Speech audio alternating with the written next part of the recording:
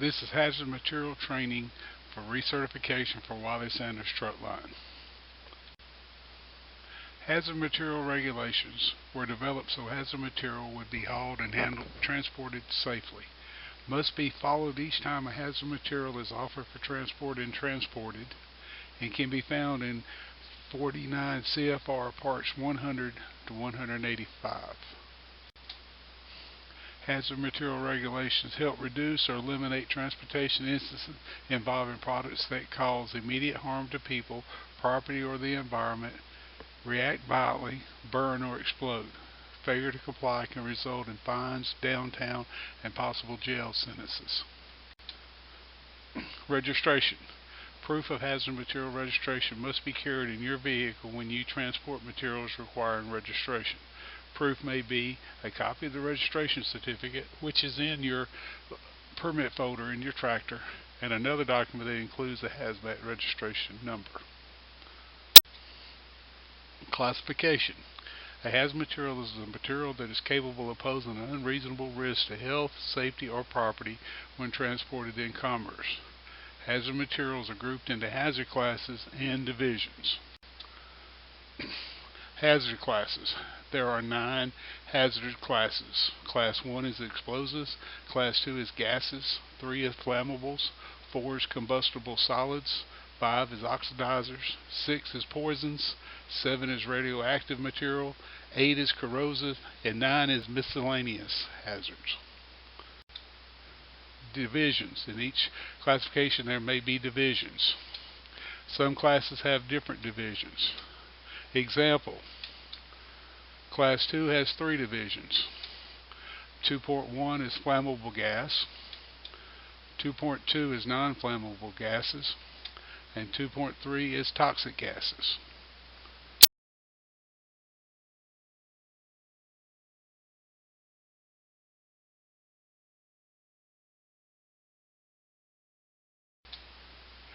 Packing groups. Packing groups determine what danger is involved with the hazard material. It also helps the shipper know which packaging to use.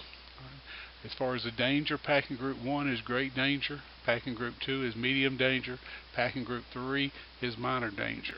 Some classes and divisions do not have packing group. Examples are Class 2, Class 7, and some Class 9. Batteries have been reclassified to have no packing group. The hazard material table, which is found in the hazard materials regulations in 49 CFR 172.101. It governs the classification and labeling of hazard material. It lists all acceptable proper shipping names that may be used to describe hazard material for transportation. It is used to prepare shipping papers and packaging for transportation.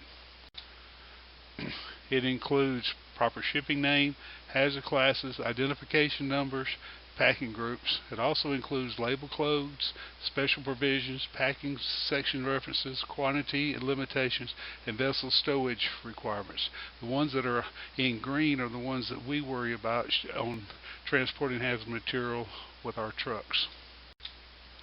List of hazardous substances found in Hazard Material Regulations Appendix A to 49 CFR 171.101. It identifies substances that are hazardous to the environment when transported at or above their reportable quantities, or RQs. List of marine pollutants found in the Hazard Materials Regulation Appendix B to 49 CFR 172.101. It identifies materials that kill or retard the growth of marine life. Shipping papers. Shipping papers are required for most hazardous material shipments. They must include the material's identification number, proper shipping name, hazard class or division, subsidiary hazard class or division, packing group if applicable, total quantity by weight or capacity, number and type of packages, emergency response telephone number with some exceptions, and certification requirements with some exceptions. The first 5 items, often referred to as a material's basic description, must be shown in sequence with no additional information interspersed unless authorized by the regulations. And these are examples of that. What's in the red is what they're talking about, the material's basic description. The identification number must be first, then the proper shipping name, the hazard class, and then packing group.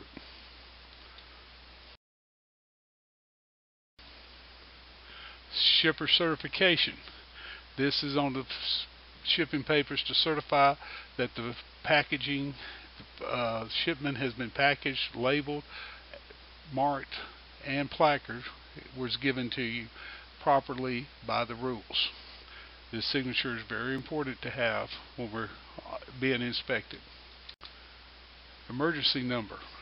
That's listed as emergency contact in case you have an accident or an incident during transportation. Shipping papers. The identification number for each proper name is listed in column 4 of the HM table. The identification number must include the letters UN or ID or NA as appropriate. Proper shipping names are limited to those shown in Roman type, not italics, in column 2 of the hazard material table. Punctuations and words in italics may be used. Proper shipping names may be singular or plural and either in capital or lowercase letters. Column 3 of the hazmat table lists the hazard class or division number that corresponds to a proper shipping name. A subsidiary hazard class or division must be included in parentheses when a subsidiary label is required. Unless exempted, a subsidiary label is required when transported in column 6 of the hazard material table or by section 172.402.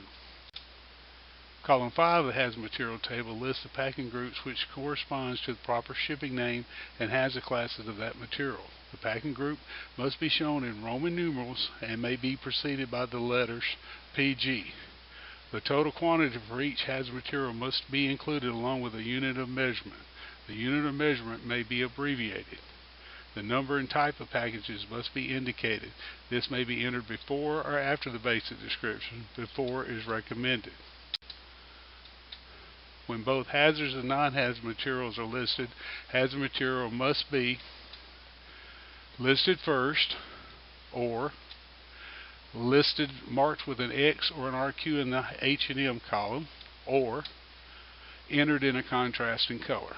This is so that in an event of an accident, the first responders can see the hazard material very clearly.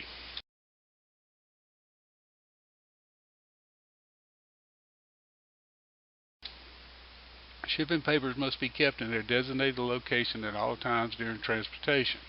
If the HM shipping papers is carried with other papers, it must be clearly distinguished either by tabbing or having it appear first. When the driver is at the controls, the shipping paper must be within immediate reach when the driver is restrained by the seat belt. The shipping papers must be readily visible to someone entering the driver's compartment or in a holder mounted on the inside of the door on the driver's side. If the driver is not in the vehicle, the shipping papers must be either in the holder, on the door, or on the driver's seat. Emergency response information. Emergency response information must be provided for each hazard material listed on the shipping paper. The shipper may provide this information by listening on the shipping paper, offering an emergency response guide, offering an SDS safety data sheet. This must include all of the 7 required items. Non-bulk packaging. Liquids capacity of 119 gallons or less. Solids net mass of 882 pounds or less and a capacity of 119 gallons or less. Gases water capacity of 1,000 pounds or less. Examples: drums, fiberboard boxes, jerry cans. Bulk packaging, no immediate form of containment. Liquids capacity greater than 119 gallons, solids net mass greater than 882 pounds, and capacity greater than 119 gallons. Gases, water capacity greater than 1,000 pounds. Examples: cargo tanks, portable tanks, and IBCs. Performance-oriented packaging or pop packaging is required for most non-bulk hazardous material. Has been tested to ensure its reliability during transport. Can be identified by its manufacturer's UN markings. DOT standards for selecting proper containers are based on the product to be shipped. Non-bulk markings. Required markings include proper shipping name, the material's identification number, consignees or consignors' name and address. Additional markings may include RQ, orientation arrows, inhalation hazard, or RMD. Labels. Hazard warning labels are colored and symbol coded to provide immediate warning of a material's hazards. They must be displayed on most non-bulk packaging. There are two types, primary labels and subsidiary labels. It is no longer a requirement to differentiate between primary and subsidiary risk labels. When hazard warning labels are required on packaging, the shipper is required to affix the labels before offering the shipment. The driver should not accept the shipment unless the required labels are properly affixed to the packages. The hazard material table provides a ready reference to the labels required for each proper shipping name. See column 6 of the hazard material table. Bulk marking. Bulk packaging must be marked with the ID number displayed on orange panels, placards, or white square-on-point configuration white diamond the same size as a placard. Placement varies by packaging side, 1,000 and plus gallons each end and each side, less than 1,000 gallons two opposite sides. Additional markings may include proper shipping or common name, owner or lessee's name, inhalation hazard, DOT identification number, test and inspection date. Placards. Placards are color and symbol coded signs that provide immediate warning of a material's hazard. They also include hazard class or division numbers. Classes that WSTL transports. We transport class 2, 3, 4, 5, 6, 8, and 9. We do not transport 1 and 7 explosives or radioactive materials. Placards. They must be displayed with words or an identification number reading horizontally from left to right. This one is not displayed correctly because it is a square, not a diamond. This one is displayed correctly. They are required on placards they are required on a transport vehicle for Table 1 materials, any quantity. Non-bulk Table 2 materials, 1,001 pounds aggregated gross weight. Every one of the hazard materials must be placarded on that shipment. The shipper is responsible for providing the appropriate placards. The carrier is responsible for applying them correctly to the vehicle and maintaining them during transport. A driver may not move a vehicle that is not properly placarded if required to be placarded. If equipped with a fixed placarding system, the flips, they must be blank if not transporting hazardous material. Handling and transport. Should be advised in advance that you will be picking up hazardous material. Must inspect the hazardous material to be hauled before the vehicle is loaded. If you suspect that the load may not be in compliance with regulations, contact the terminal for instructions before proceeding. Any package containing any hazardous material that is not permanently attached to a vehicle must be secured against any movement, including motion between packaging within the vehicle during normal transportation conditions. Load locks and or straps are required on all hazardous material loads. Always use the segregation table if loading more than one hazardous class. This is mostly for non-bulk transportation. This is your segregation table here. Very simple to use. You go across the top, find division, go down the left side, find the division, and then where they meet tells you what you must do. This one here, where the two meet, there's an X in the column. That means these two cannot be transported together. This one here has a 0 in the column where they meet. That means it can be transported as long as the two are secured so they will not mix in case of incident or accident. And if there's nothing in the column, they can be transported without any restrictions.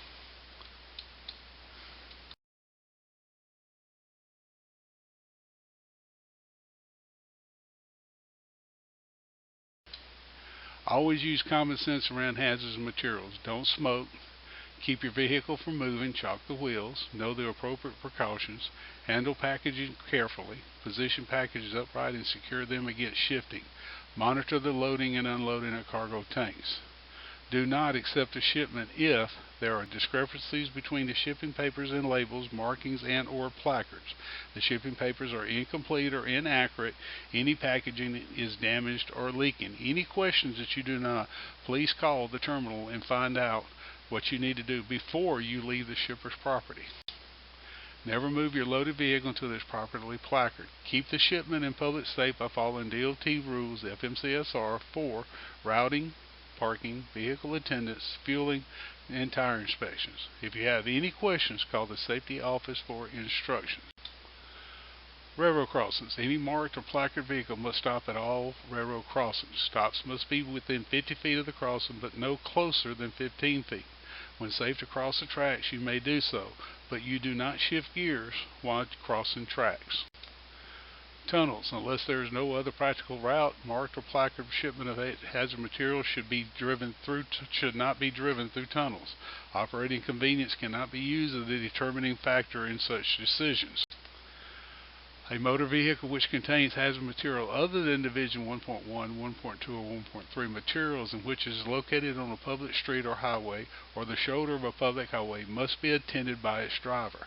However, the vehicle need not be attended while its driver is performing duties which are incident and necessary to the driver's duty as the operator of the vehicle. Parking. A motor vehicle which contains 1.1, 1.2, or 1.3 materials must not be parked under any of the following circumstances: on or within 5 feet of the travel portion of a public street or highway, within 300 feet of a bridge, tunnel, dwelling, or place where people work, congregate, or assemble, except for brief periods when the necessities of operation require the vehicle to be parked and make it impractical to park the vehicle in any other place. A motor vehicle which contains hazardous material other than 1.1, 1.2, or 1.3 materials must not be parked on or within 5 feet of the public street or highway except for brief periods when the necessities of operation require the vehicle to be parked and make it impractical to park the vehicle in any other place. Fires. A motor vehicle containing hazardous material must not be operated near an open fire unless its driver has first taken precautions to ascertain that the vehicle can safely pass the fire without stopping. A motor vehicle containing hazardous material must not be parked within 300 feet of an open fire. Smoking. No person may smoke or carry a lighted cigarette, cigar, or pipe on or within 25 feet of a motor vehicle which contains Class 1 materials, Class 5 materials, or flammable materials classified as Division 2.1, Class 3, Division 4.1 or 4.2, or an empty tank motor vehicle which has been used to transport Class 3 flammable materials of Division 2.1 flammable gases. Fueling. When a motor vehicle which contains hazardous material is being fueled, its engine must not be operating. A person must be in control of the fueling process at the point where the fuel tank is filled. Tires. A driver must examine each tire on a motor vehicle at the beginning of each trip and each time the vehicle is parked. The packing exemption.